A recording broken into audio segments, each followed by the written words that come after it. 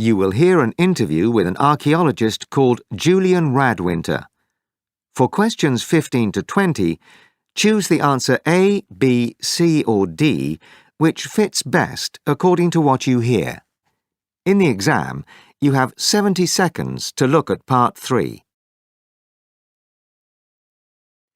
My guest today is the archaeologist Julian Radwinter, who works at Dunstan University. Julian, welcome. Hi. Tell us about how you first got involved in archaeology. What attracted you to it? Well, it all started when a team of archaeologists came to dig up the field next to my parents' farm one summer.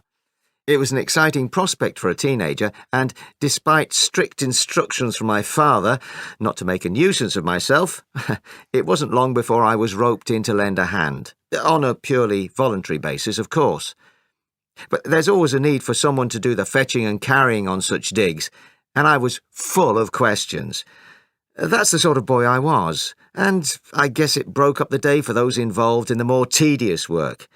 Anyway, I was in my element, and from then on, there was no question what subject I was going to study at university. And does the subject still hold the same fascination? Well, yes. I mean, on that dig, some strangely shaped metal objects were unearthed, clearly carbon datable to the time of the buildings they'd already found traces of. But this object didn't seem to fit in with anything they'd found. And this is exactly the kind of puzzle that makes the subject so gripping.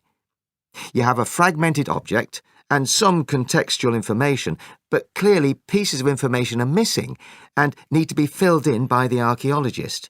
You have to make assumptions, interpretations based on the evidence you've got.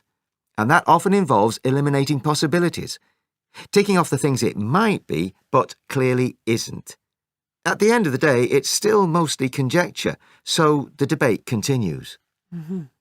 Do you think archaeology gets the recognition it deserves as a profession? Well, people think of archaeology and they think of ancient civilizations, buried treasure, and all sorts of romantic notions, often stemming from the mythology surrounding startling 20th century discoveries in the eastern Mediterranean and the Nile Valley. All that's fueled by the image projected by certain feature films that beguile people into the idea that archaeology is a glamorous discipline. I have no problem with any of that, but everyday archaeology actually involves a lot of painstaking gathering of data, often in far from romantic surroundings. You get cold, wet and dirty.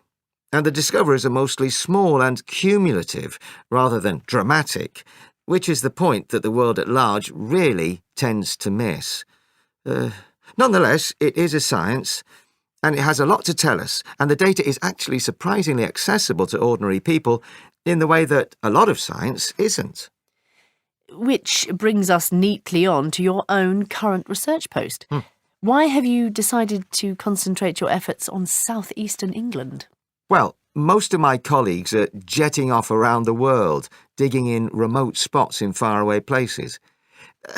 It calls for a lot of organisation and involves all manner of setbacks and frustrations, not to mention tedious long-haul flights and endless inoculations.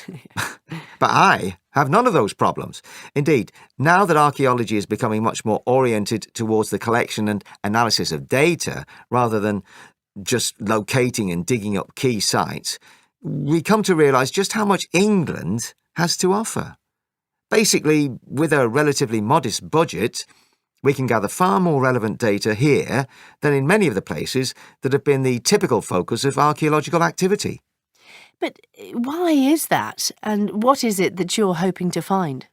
Well, for the last 2,000 years, and probably long before that too, southeastern England has undoubtedly been one of the most densely inhabited parts of the world. There was a lot of human activity here, and the evidence is to be found beneath our feet.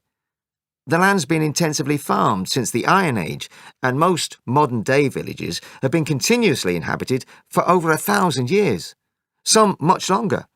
But I find it tantalising to think that you've only got to dig a hole somewhere in a settlement and you'll probably uncover data that'll reveal how people lived and the way different things influenced their way of life, be it political changes, climate change, disease, or whatever.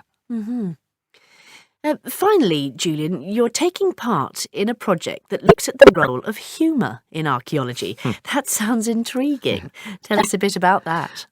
Well, traditional storytelling, the passing on of ideas and deep cultural knowledge, is one of those things that we're tending to lose with the digital age, and it struck me that it's there in archaeology itself. There's often a mismatch between the dry reports written up after successful digs and the warmth and intimacy that is built up within a team. Basically, you're all living and working cheek by jowl for long periods, and a kind of camaraderie develops. The telling of anecdotes around the campfire after a long day's digging is full of humour, but also full of the folk memory of archaeology itself. The project I'm involved in seeks to capture and preserve some of that rich fund of humour and anecdote, so that it can be preserved for future generations, along with the archaeological evidence itself.